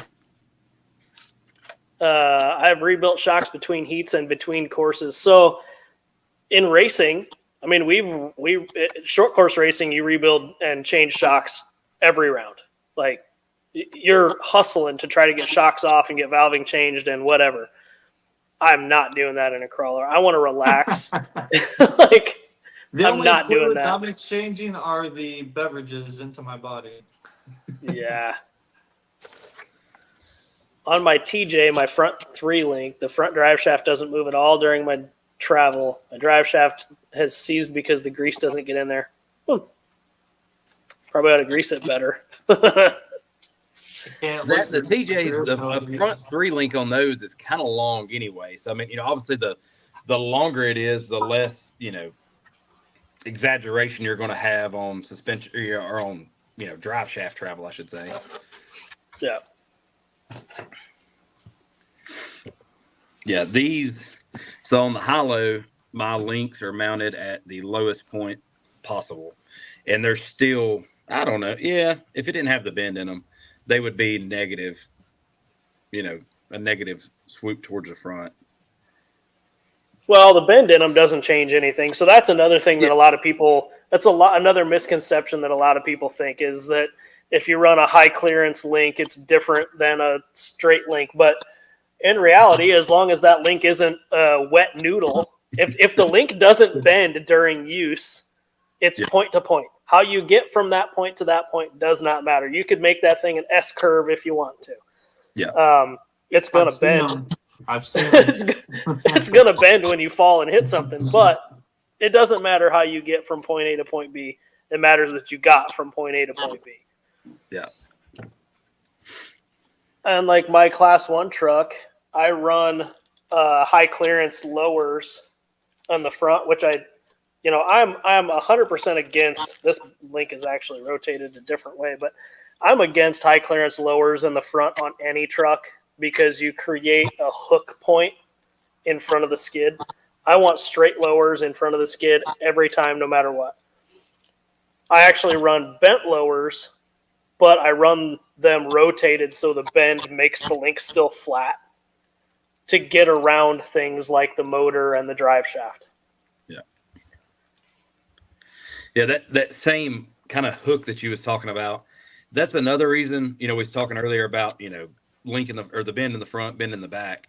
That's another reason why I like the bend in the front versus the bend being in the back. I feel like, if I've got the front end, across something to, say this point right here in the rear, it's the weight of the front will pull up the rest of the rear.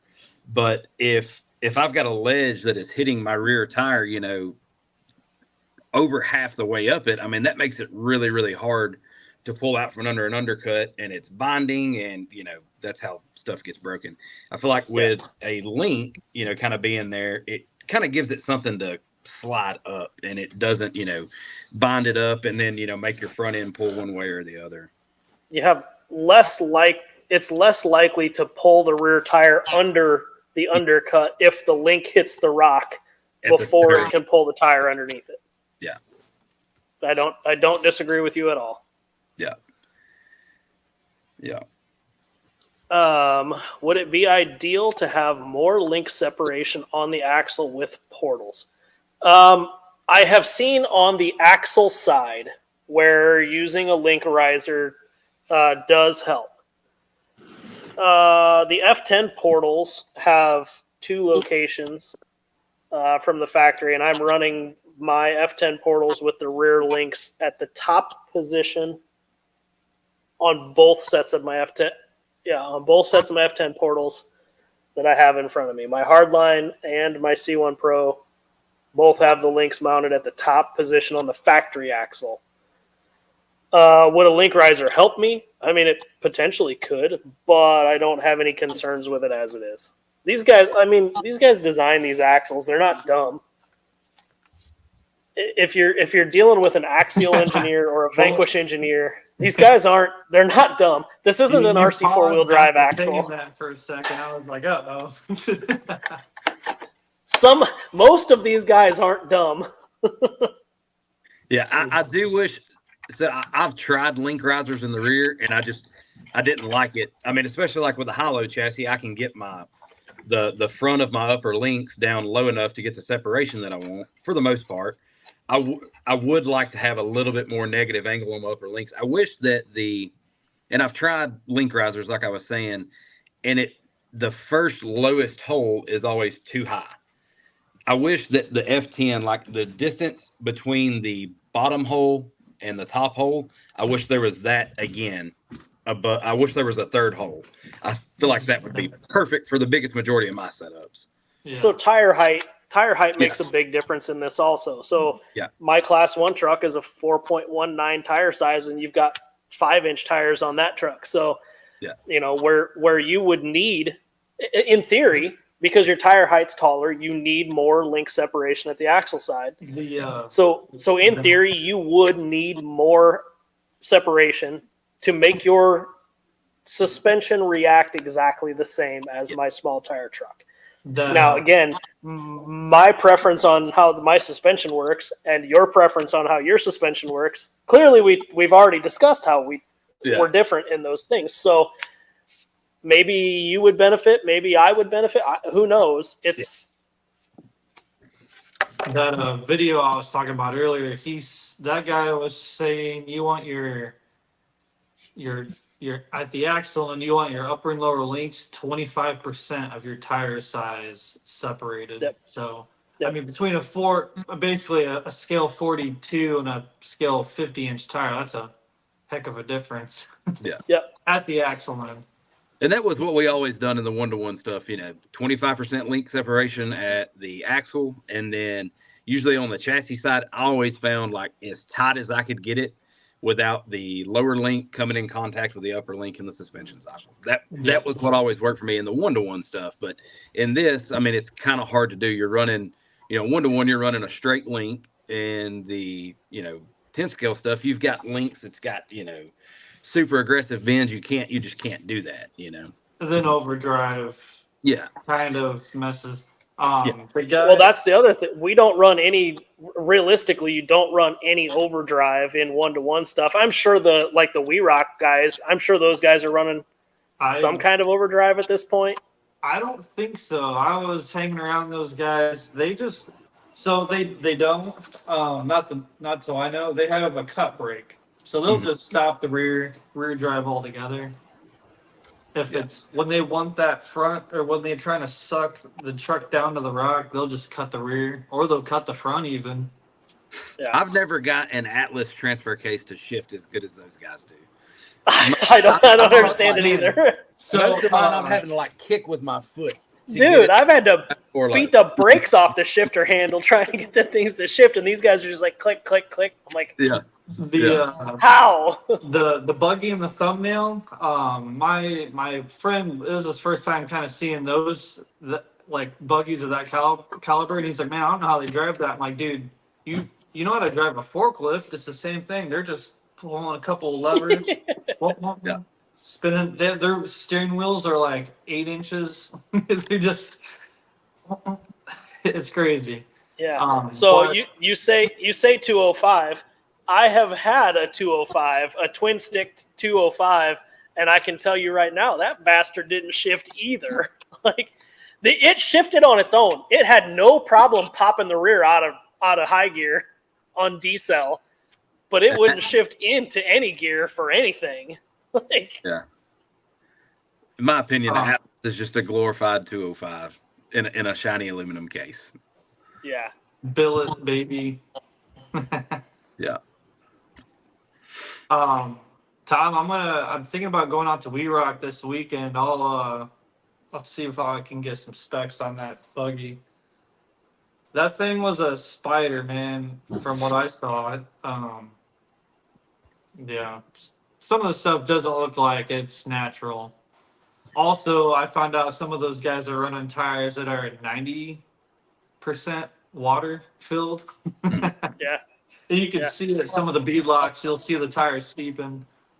So it goes back to just like the tractor guys. They run calcium in the tires on tractors and stuff. It's the same type of thing. My cable shifters are butter. I never spent the time to try to figure out why my 205 didn't shift worth a damn. I was just more pissed at it. And I was more worried about keeping the 4.0 alive with an AW4 with a manual electric shifter than I was worried about the 205. Yeah. So Yeah, well, that setup, the 205 was the least of your worries. yeah, it was. It was a CJ7 buggy. So it was like the factory frame rails from the grill to the seat. And then it was tube chassis behind the seat, tube cage. It had a 4.0 AW4 205 combo. And then I took the 205 out of it and put a Dana 300 twin sticked in it. And it had tons and 42-inch IROCs. And I hated it the entire time I owned it. I was so happy to sell that Jeep. That Jeep was the bane of my... That Jeep made me never want another buggy ever. It was just awful. It ran like dog do. That shifter was terrible. You think, okay, a manually controlled AW4, you just put it in gear and you just run it. No. You're constantly pissing with that shifter, and it's annoying. And it wasn't mounted in a convenient location was also an issue. It was mounted on the dash, which, when seated, wasn't bad. But when seated and strapped in, was difficult to reach. Like, trying to reach the flat dash of a CJ7, where the seats were mounted and buckled in, was like... It was a trail rig, Terrible. not a competition rig. Yeah. It did, though. It did Lion's Den and Your Turn and all the nasty trails at Harlan. I did all of them in it. It wasn't that big of a deal. But after that trip, I listed that thing for sale with pictures of it on the trailer leaving Harlan. I'm like, done. So we went from Harlan to Golden Mountain in Tennessee. Mm-hmm. I took pictures of it on the trailer leaving Harlan. We went to Golden Mountain, wheeled it for 3 days at Golden Mountain, and then I posted it for sale on the wall. There was a Air trail that went actuated on. single speed T case, instant lock and unlock in the case. Anyway, go ahead. There's a fence line trail. So Saturday I ran with those buggies, and I jumped. So my friend Hunter, he has a buggy, so I jumped in behind him about mid-pack, and I could tell they were looking at me like, what in the hell is this guy doing? This dude with a Lexus, get out of here, goon. But I took a couple lines, and the guy behind me was like, nice, because I'm I have some good wheel time. I mean, I don't know that truck really well, but I know physics, right? The first to climb up, if anybody follows me on Instagram, is the picture looks pretty impressive, but in person it's even worse. Some of those guys, That's what they all say. Yeah. Some of those guys, because it was raining, they're like, I don't know if we're gonna be able to get up. So them saying that, I already had the winch remote on the other seat. I was ready to get winched up this thing. I told the friend's girlfriend, I was like, here's where I want this tire to sit at the base of the climb, and then I can do the rest. So I lined up, went right up it, with just a couple push of a couple buttons, computer skills. And Put it in soccer mom mode and went right up. Yeah, I called it daycare mode. And then after that, the trucks behind me went up, and then they're like, they came up to me. They're like, man, they're like, after you went up that in the Lexus, they're like, we looked at each other. We're like, we have to go up that now.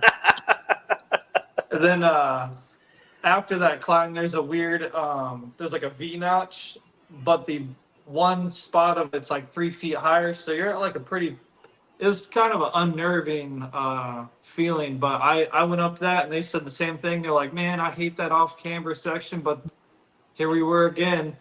That then Lexus is doing it, so we have to do it now because we have these double cased buggies. That was kind of funny, and I think I got some like street cred, if you will, with those guys because they kind of had a smiles watching me climb stuff when they're like, I mean, they thought I was lost in the sauce until they saw it. yeah, nobody expects somebody to actually take a Lexus where you took your Lexus. Like, let's face it. Yeah. So this comment from Tom talks about a full electric buggy, and I've seen pictures of the full electric buggy, and it reminded me of another thing. One of the trials bike riders has been really putting in time on a full electric trials bike. Looks like a clutch. Yeah, well, it has a clutch, so Yeah. it sounds wild. Like he's spinning this motor up and then running the clutch to, dude, it's nuts. I mean, the weight of the bike, the spec I saw, the weight of the bike was 50 pounds lighter with an electric bike than it was with the gas, because they're not running a big battery pack in them. They're recharging like these things after every run. It's just like these trucks. Yeah. You know, you're not going to put a 5,000 milliamp battery in one of these comp crawlers. You're gonna run a No, 450. you're planning on a 5-minute run, and you want that battery to last 6.5 minutes. You know what I mean? Like, you want to have a little bit of buffer, but otherwise, if it's dead at the end of your run, you don't care. So Where, I'm for excited me for that part of the. I'm excited for that sport to develop a clutch, because I've been seeing all these e-motos and they're just go like, I think it'd be, I want to see that clutch get developed and start to see that integrated maybe with some transmissions. So I have this as an open tab on my phone. Alien Rides Moto is an all electric dirt bike. They have it in a supermoto also, and it's a 4-speed trans with a clutch. All right. So for me, I come from a woods racing background, hare scrambles, enduros type riding. We go to Kentucky and go trail riding, and these trails take an entire day to ride. Oh yeah. I would really love to have an Alta Redshift or a Stark Varg or something like that, because it intrigues the hell out of me. But the runtime just isn't there. I've seen a lot of the Stark, like the reviews on the Stark, like pro riders riding these on a motocross track, and in 6 or 7 laps, they've lost 30 or 40% of the battery. I can't do that, because I want to enjoy the bike longer. Like you go mountain biking. I really like the e-bikes, the pedal assist e-bikes, because let's face it, I'm fat and lazy. And if I'm going to haul a bicycle somewhere to go ride, I want to be able to enjoy the bike longer. And an e-bike, a pedal assist, a motor assist e-bike allows you to enjoy the bike for an extra couple of hours and get the same workout as you would, without that battery backup. Yeah. I wish the dirt bikes were kind of that. I wish there was an electric. Hybrid. I wish there was a hybrid dirt bike where you could ride it on gasoline if you needed to. Like, I wish it was mostly electric, but like when the battery was dead, it would start running on the engine. You know what I mean? Like, yeah. So Mazda has that little.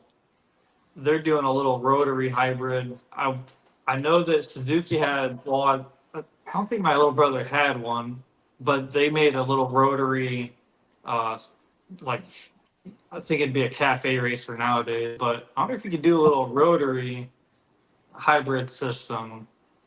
Yeah. My old boss at the dealership has a Suzuki.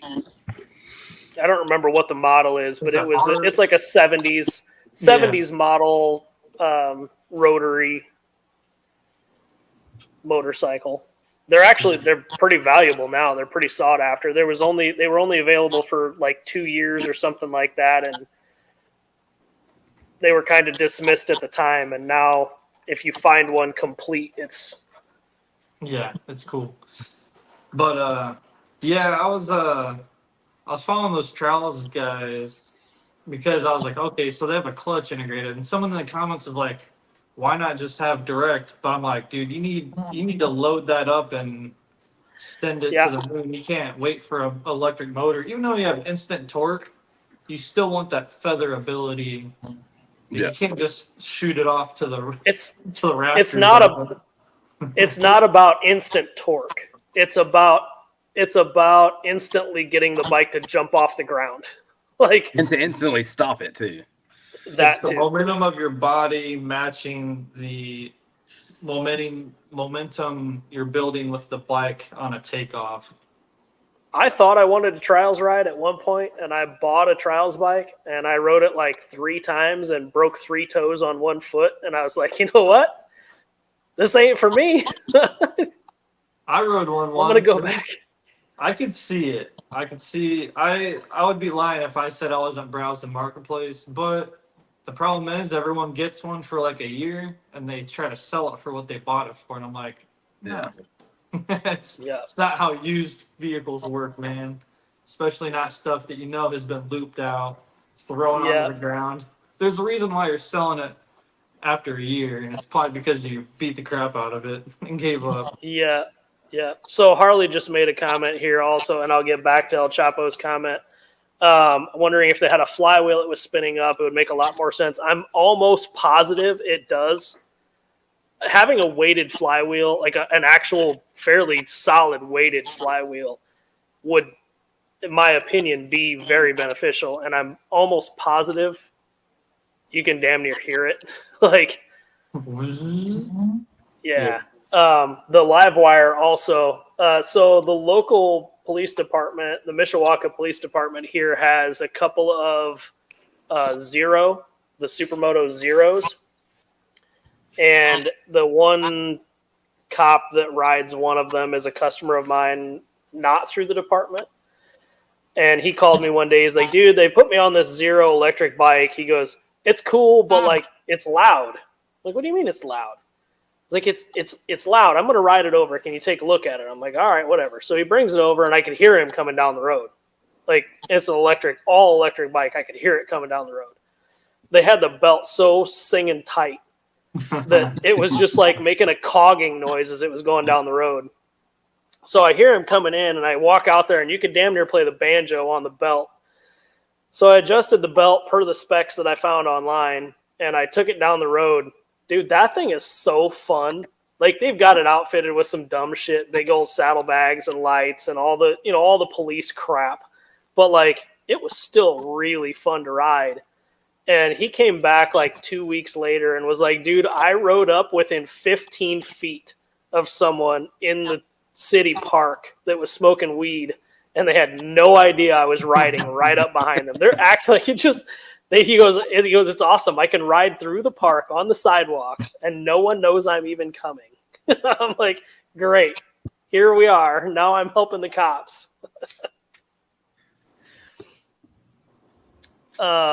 The gyro effect of a flywheel on a bike, that could be insane. Probably a big balance game to keep it maneuverable. So it could be a very big benefit, but it also could be a big detriment too. It could be a very big benefit as far as the vertical, keeping the bike vertical with a flywheel. But a lot of times these guys are jumping and pivoting at the same time. And they're, when they land, they're landing and hitting the front brakes and pivoting the bike on the front tire or bouncing on the rear tire or whatever. So having the flywheel spinning in that scenario would be a huge detriment. Yeah. But as far as vertical balance, it'd be great. Yeah. Yeah. It almost needs one on both axes to Counter. Build a Losi Pro Moto in Yeah. trials bike size. Yeah. Let's not forget these guys have been running an internal combustion with the motor always spinning all the time anyway. Yeah, so that's the other thing. You know, when you're dealing with a lot of the enduro style bikes are running the W. Let's use Yamaha as an example. The WR bikes, the Woods specs bikes, have a heavier flywheel than the motocross bikes do. For that reason, to be able to lug the RPMs down and have them not stall, where a motocross bike, they want them to rev fast. Woods bikes, they don't want them to stall. So I don't know what they run as far as trials go with that stuff, but it could be a game they play. I don't know. Yeah, we can. Whenever I was younger, you know, I grew up riding dirt bikes and racing and everything, and I thought that I had like pretty good balance on two wheels until like I actually tried to ride a trials bike, and I felt the same way. I felt the same way, dude. Like I said, I broke 3 toes like the third time I rode it. I'm like, yeah, nope. yeah. We can poke fun at Josh real quick. What brand shock pliers are those in your hand, Zach? Avid, I guess that's how you pronounce it. Well, so those aren't Vanquish shock pliers, huh? No. Be weird. Maybe Josh could get those done one of these days. Yeah. Unfortunately, I don't know that I've got a single Vanquish tool down here. These are my shock pliers. Yeah, I got a pair of those too. Or I use these. Oh my god. I don't use these. On the titanium coated shafts. Yeah, on the titanium nitride shafts, I use those. Yeah. I put a rag in them, you know. I just figured if you hold the shock shaft where the spring cup is, you're not really damaged. You might scratch the shock shaft, but it can't get there. So yeah. Yeah, and I've never owned a set of shock pliers. pliers. A good way up in the seal pack anyway. Right. I've never owned a set of shock pliers. I didn't for like the first couple of sets that I built, and they changed my life after that. And like for putting links together and stuff, and like just snapping in the rod ends, the ball ends. It'll change your life for sure. I use a regular pair of like regular pliers for the rod ends, and then I use the TGH speed tool. Just run them in until they spin faster, and then they're on. You let it cool, and it kind of welds itself there. Yeah, they become righty loosey, and then they weld themselves on. Yeah. Oh man! Well, we got about 7 minutes left tonight. So if you guys got any, it did kind of fly by. We got pretty off topic here. We were talking about a 1 hour special again, and then here we are. You know, we had absolutely no plan when we got on here tonight, so this I think has worked out. Yeah. Brushed motors versus brushless motors. Time and a place, application, terrain.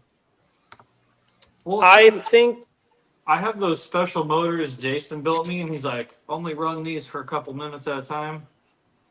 I run one of those in that one of my trail trucks, and I've not actually replaced brushes on it yet. It's been a year. So I run the Holmes 13XX Polar 400s in damn near every truck, whether it's a trail truck or a comp truck. And I pretty much run no less than 30% overdrive in any of my trucks. And there are trucks that, like, when I go to Axial Fest, I'll run for over an hour straight, just swapping packs. And I have never replaced a set of brushes. As the motor came from Holmes, I've never replaced a set of brushes. But I do think it's a lot of it is a terrain type of thing and the environment you're running in. I don't run water or sand with those motors. These Outrunner, you running an Outrunner style motor like this, if you're in the sand, Oh, it's done. It's done. you got to remember these motors are magnetic, and sand usually has, depending on where you're at, sand has a lot of iron in it. That stuff is magnetic, and it pulls it straight in the motor, and it eats those things alive. So, Outrunner style motors, in my opinion, should be relegated to purely rock or comp situations where you're doing higher maintenance intervals than anything else. Your sealed can 2-in-1 style or even censored brushless motors like the Holmes Polar Series brushless censored motors, run those in anything, I guess. I prefer those on a trail truck more than a comp truck. For no other reason than a brushed motor is simple and there's less stuff to fuck up on a comp truck. You throw that truck down on the starting gate, and 3 gates in, that sensor wire comes unplugged, or you break the sensor wire, or it's a bad connection and the thing starts cogging. It's a bad day. That brush motor is not going to do that. I will say I haven't ran a censored brushless motor in a comp in a couple of years, just for that. It's I've been a pulled the long sensor time. wire out, and there's been some green fuzz in there, and it. Yep. But trail truck, you're gonna see some bad terrain. You need a sealed can. I'd do censored brushless. I wish the Fusion Pro motors were 4S capable. The 2-in-1s. Actually, I've never even ran those. It has very great low speed resolution. I really liked the motor as far as low speed control and that transition from a super slow crawl to a more spirited, but it didn't have enough wheel speed for me, and I didn't want to gear it higher and lose that bottom end control because my Polar 400s have both. So if I'm going to go with a more expensive motor and a more complicated setup, I want it to have both. What do you run over there? All brushless Outrunner revolvers, just for weight and placement. I mean, you can stuff it anywhere, and it's a little pancake. Yeah, no, I like that. Super light, and I mean, they're like my MOA stuff is all brushed, and I mean there is definitely way more torque density in those for sure.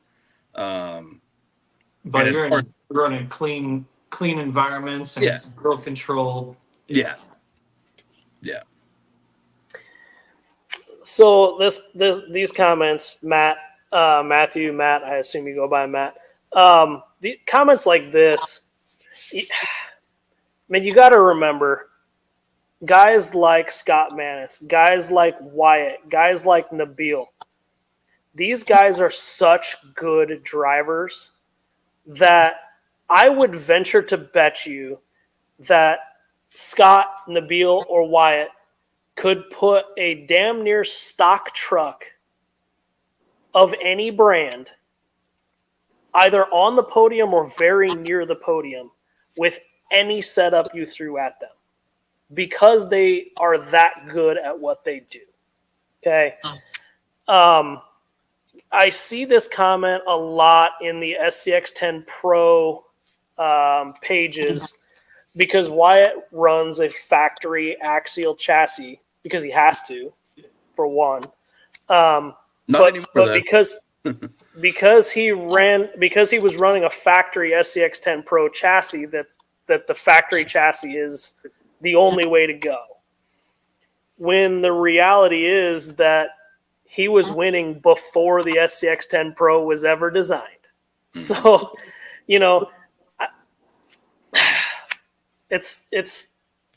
used to have to, yeah, not anymore. But not saying he's not a top driver. He just has a spreadsheet of what has won the most national events. But that spreadsheet doesn't mean dick when it's the same drivers. Okay, is all I'm saying.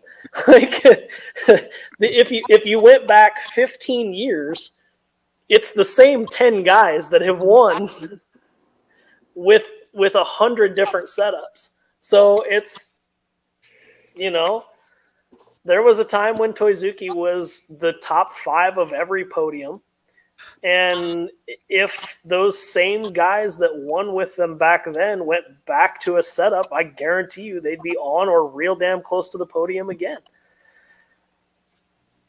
It's just, these guys are that good. There are people that are just that damn good, and they are just that good. What works for you, works for you. Yeah, Rant. whatever is End of rant. predictable and reliable, that's all I want. Like if I got a servo and it's kind of browning out, it's in the garbage. I could give to. Gone. If I have a motor that's kind of stuttering periodically, done. Gone. I'll run it on the trail, but you won't find me loading up with consistency. yeah. You can't. You really can't compare historical data when you're talking tech. More phone calls have been made with a corded phone, but I'll keep my iPhone. That's not entirely wrong. But I will keep my brushed motors. Thank you. I don't need all the fancy 2-in-1. I don't need it. Not for a comp truck anyway. I want my comp trucks to be very basic, very simple, and do the same thing every time. Brett, you That's- probably I've- held on to carburetors as long as you could. Nope. Nope. That is absolutely incorrect. Ain't nothing Because a Ford carburetors- can't take care of. Because carburetors don't do the same thing every day. No. Fuel injection does the exact same thing every time, no matter what you do, because it's programmed to do that. So Grace had made a comment earlier asking if you guys was going to make it to ECC this year. Yeah. I'm trying to get up I know there. we've talked about it some. I'm trying to get up there with Ferkel and those guys. But I'm moving jobs in like 3 weeks, so there will be. I should have it budgeted, and I know I can get time off. So I'm trying to get up there. Yeah. I will not be. I have family vacation that week. And I don't think they already dropped tickets, so I'm long after that. I'll just be there hanging out, which I don't mind. Yeah. I'd say we could probably get you squeezed in there somewhere. I'm Yeah. pretty. I'm a pretty good stick holder. My carb does the same thing every day. You don't live where I do. It was 72 degrees on Friday, and it snowed on Saturday night. That carburetor ain't doing the same thing. I promise you that. Not efficiently, anyway. It will dump the same amount of fuel into the engine, but the engine doesn't want the same amount of fuel. I'm always on vacation. No, I am only on vacation when I want to be somewhere else. I swear my wife looks at the RC schedule and goes, I have to plan shit for these weekends. No, she doesn't, but whatever. Akaika won a lot on straight axles. Yeah, Akaika did win a lot on straight I axles. think when Akaiko was running, TR Traxxas was the only portals out at that time, I believe. Yeah. And we've never mind. I'm gonna leave that one alone. We've comped around for making wheels. Yeah. We've comped around Akaika a couple times. That's not the only reason he won, but only on vacation from making wheels. Yeah, pretty much. I could have been making wheels the whole stream. The machine's right behind me. So anyway, We It's after like 10 new ones, o'clock. we want the old ones. yeah. 10:05. I've been here since 7:15. I'm ready to get the heck out of here and go home. Paying Zach overtime. We gotta get him out of here. Yeah. Yeah, we got to get out of here. So thank you, Zach, for stopping in and hanging out with us for a couple hours tonight. We certainly did not expect you to stay on the whole time, but the conversation was just rolling, I guess, Yeah. right? Yeah, I enjoyed roll the it. months. Cool. So maybe next week we'll see if we can get one of the other team drivers on and maybe let Yeah, is everybody. everyone like this? maybe meet let my everybody team. else enjoy our team drivers. So, Yep. But Matthew, don't take that the wrong way. I don't mean to be harsh with any of your comments. You had some very good questions and comments tonight. They fired me up. So keep them coming. You know you get him Um, going when he starts getting up out of the chair. Yeah, if I get up and walk away, I'm fired up. So anyway, we're gonna end the stream now, and we will see you guys next Monday. Thanks everybody for checking in with us, and we're out of here. Yeah, thank you. See you guys. Later.